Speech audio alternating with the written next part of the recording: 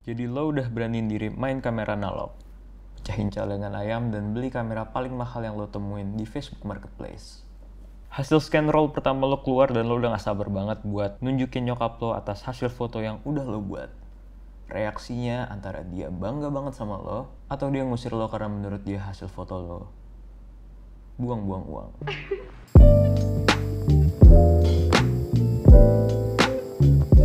Menurut gue semua fotografer baik yang profesional, amatir, atau anak kemarin sore kayak gue harus nyaman dengan hasil foto yang bakal dia share di sosmed atau websitenya. Kadang untuk mencapai hal tersebut, ketelitian dan jam terbang di lapangan itu nggak ngejamin foto akan keluar bagus straight out of the camera. Atau anak Instagram bilang #such. Oleh karena itu, ngedit foto atau post processing itu dilakuin. But wait, lo udah shoot pakai film. Kenapa perlu diedit? Let me be honest here. Buat gue, most of the time hasil scan dari lab itu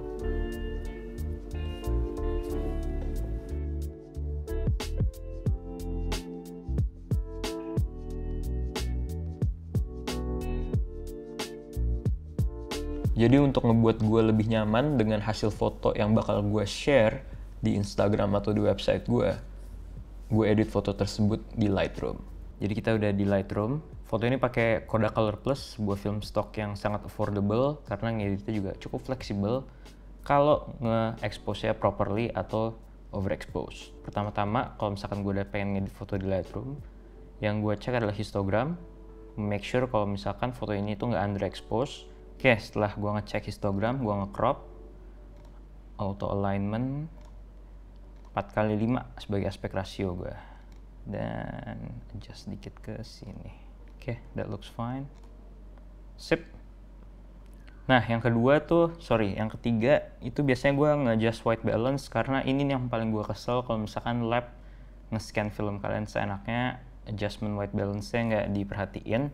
Tapi yang gue lihat di sini white balance-nya cukup pas ya. Pas malah, bukan cukup. Lo suka warna pastel dari film yang identik dengan Portra 400 atau 400H dari Fuji, gue naikin exposure-nya sedikit, terlalu banyak, sekitar plus 20-25 itu udah oke. Plus 0,25 kayaknya. Dan ini rahasianya, shadow-nya dinaikin. Shadow dinaikin, nah pastel nggak tuh?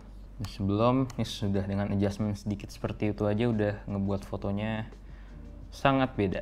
Nah, kita pengen agak sedikit kontras ya, karena tadi udah kehilangan kontras karena shadownya ditarik. Untuk mengkompensasi ini tuh biasanya gue nurunin black sedikit. Next itu vibrance, gue naikin ke plus 20. Untuk bagian HSL atau color dan color grading biasanya tergantung situasinya. Kalau emang perlu diedit, kalau enggak.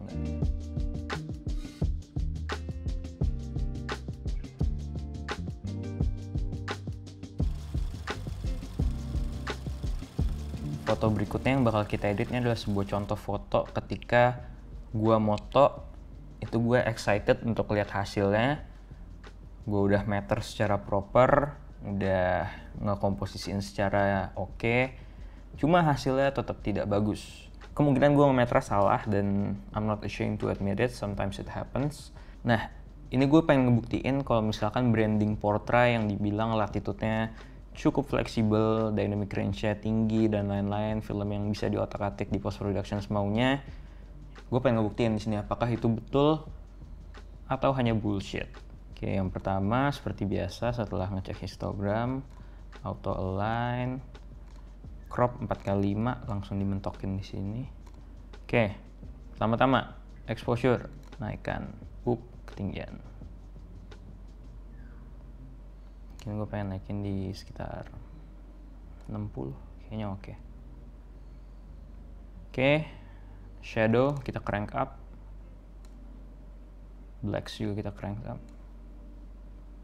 Oke, ini kurang naik sedikit. Tadi bisa lihat ya setelah kita crank up shadow, blacks dan juga exposure-nya, ini informasinya ditarik malah ke arah highlights dan whites. Jadi emang foto ini dibuat seakan-akan overexpose, mungkin 1 atau 2 stop. Dan ini kita bisa lihat ya, yang dibilang latitude Portra. Ini sebelum kita bisa ngelihat keluarga ini kita hampir nggak kelihatan nih warna bajunya tuh apa gitu. Tapi setelah kita edit, dia masih nahan informasi banyak banget di shadow. Skin tone-nya bahkan nggak shifting banyak ya ketika udah ditarik sebanyak itu. Meskipun udah ditarik di post production atau kita overexpose 2-3 stop ketika ngambil fotonya, masih banyak informasi yang bisa ditangkap oleh film di sumber yang terang atau highlights.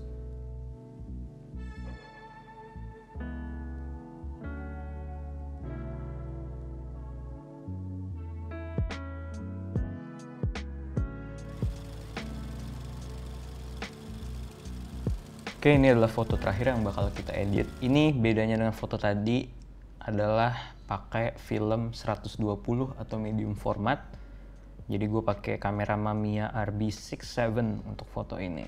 Oke, ini adalah contoh hasil foto yang setelah gue terima dari lab. Itu kalau misalkan gue nggak ngedit juga nggak masalah.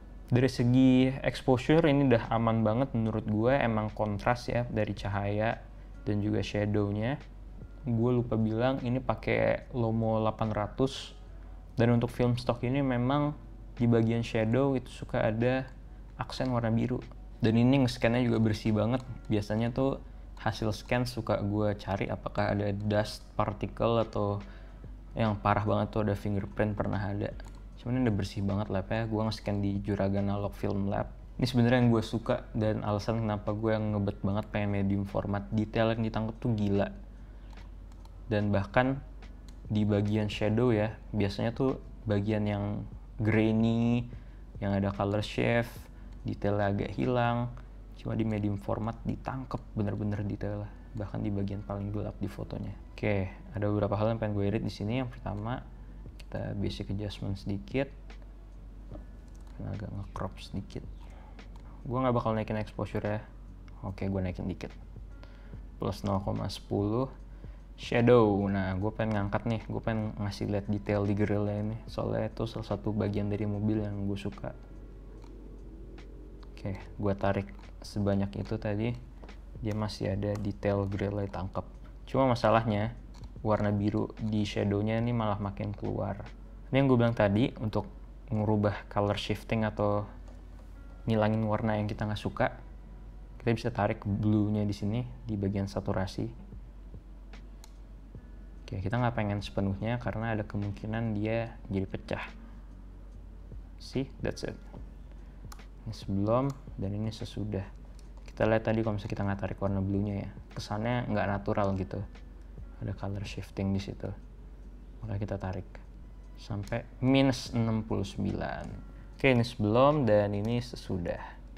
Menurut gue lebih masuk ke preferensi gue. Meskipun ini menurut gue juga udah cukup oke. Cuma gue nggak suka aja warna biru di situ.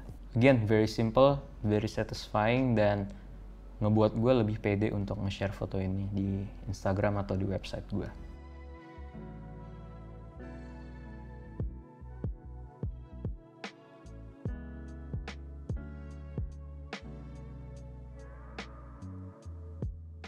Overall, main kamera analog ada dua hal yang paling penting. Jangan underexpose, sama sabar kalau hasil foto kalian jelek. Peace.